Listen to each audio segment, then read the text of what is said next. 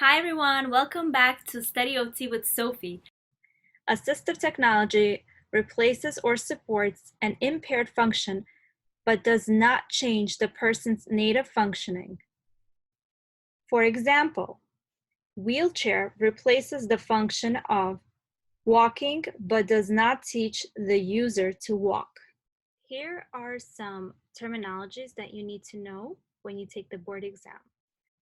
No technology refers to, for example, hook and loop fasteners, grab bars, and built-up handles. Here we have a picture of built-up handles. See the fork, spoons, and knife, which is good for someone who has Parkinson's disease, especially if they have tremors. The built-up handles that are weighted would help them from reducing tremors. Low technology includes inexpensive items that are easily available commercially, such as jar opener, sockets, and reacher. I have a picture here of a reacher. You see a reacher mostly in the nursing home or someone who has limited range of motion or inability to bend due to some kind of surgery. High technology includes devices, hardware, or software that may require specific training to use. For example, augmentative communication devices and powered mobility. Here you see a picture of an augmentative communication device on the upper right hand corner. Usually you see this in a school setting with a child who has difficulties communicating or talking. A child with autism uses this device most of the time to communicate with the therapist, the teacher. Electrical aids to daily living, also known as environmental control units, are devices that allow control of electricity or electrical appliances through the use of one or more switches. Think about Alexa. Alexa is used for multiple reasons, such as playing music, telling you what the weather's like, putting on the lights for you. You can say, Alexa, play music. Alexa, do this, and boom. Now you can just say it and Alexa does it. If you think about someone in the nursing home, electrical aids are used, such as bed control, TV remote control, ability to make phone calls, ability to play games and access the internet. Think about the cell phone.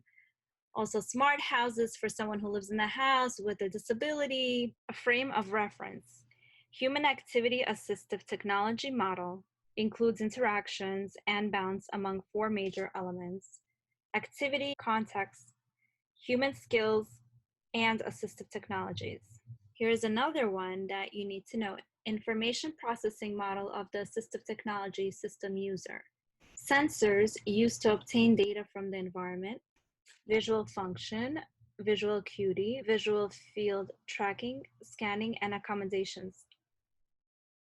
Central processing, perception, cognition. Evaluation. As an occupational therapist, you need to evaluate the place that your client is staying in or will be living for some time.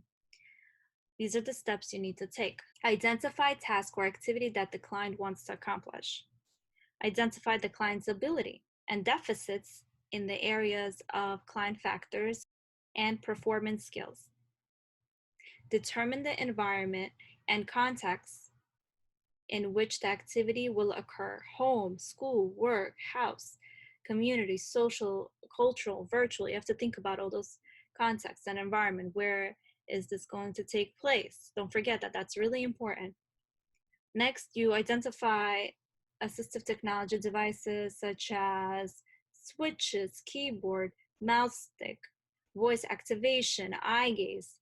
Depending on what the client has, you can recommend that the client needs a joystick because he can't move below C4, C5. So he needs his mouth to move and type or use a screen in front of him. Identify funding source: private, state, and federal insurances, workers' compensation, state vocational and educational services, is a private donation, loan, or grant. When I was doing my internship in the school setting, I noticed that Medicaid pays for assistive technology as needed basis for the child. Intervention for assistive technology devices. Gather information from various sources, including the client supporting family or caregiver and all team members. If possible, obtain a loaner or demonstration pieces for trials. Well, technically speaking, let's say if you're in the school setting and the child needs a wheelchair, you would have to go down to the vendor and ask the parent and the child to come so you can see what wheelchair properly fits the child. Ensure proper positioning of the device to ease of access. Keep devices as simple as possible. Ensure the chosen device is dependable, consistent performance in every use. Provide multiple training opportunities in different environment and contexts. Visual impairment. What are some things you would use for someone who has visual impairment? Use of alternative sensory pathway, tactile substitution, for example, bump dot, braille, auditory substitution, for example, books on tape, text-to-speech, talking devices, and appliances.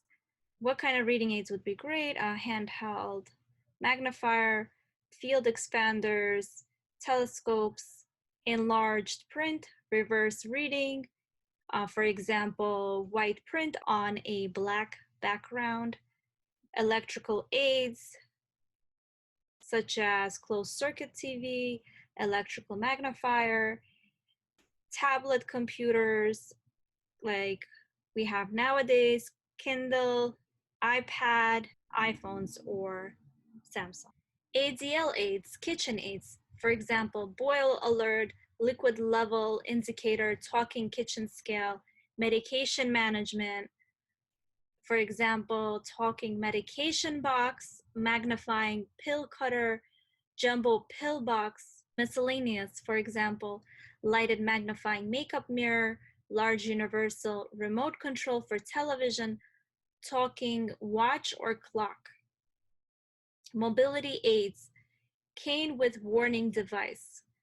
For example, ultra cane with ultrasound beams and sensors, or a laser cane, wheelchair mounted mobility device such as clear path indicator, and finally, navigation aids.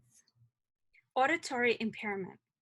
Use of alternative sensory pathway, tactile substitution, Tadoma method, tactile lip reading by putting the thumb on the speaker's lip and the fingers along the speaker jawline, vibration. Visual substitution, flashing lights, speech to text captioning. Hearing aids would help someone with auditory impairment, telephone access, teletype device, and captioning services. Compensatory technologies for cognition, memory aids, for example, personal digital assistants, smartphone digital recorders, reminder application, time management, devices that remind the client of the pre-programmed task or event to occur. For example, smartphone, tablet computer, Alexa, it could be Siri, prompting, cueing, and coaching, such as medical paging system, global positioning system locator, and smart house. Here are different types of wheelchairs. Manual versus powered wheelchair. What are the reasons you would use a manual wheelchair? Well, because for instance, the client is in a nursing home and is unable to get around due to weak legs or due to having a condition that causes them to have weakness in their body or core. A powered wheelchair would help someone who has cerebral palsy. Here is a picture of a recliner tilt in space. It's good for someone who has cerebral palsy, spinal cord injury. They can actually move their wheelchair around. Stand-up wheelchair. It's good for someone who needs to be standing or who has spasticity. iBot mobility system. Control interfaces for powered mobility system. For example, joystick, head control, sip and pop. This would be good for someone who has spinal cord injury. Here is a joystick.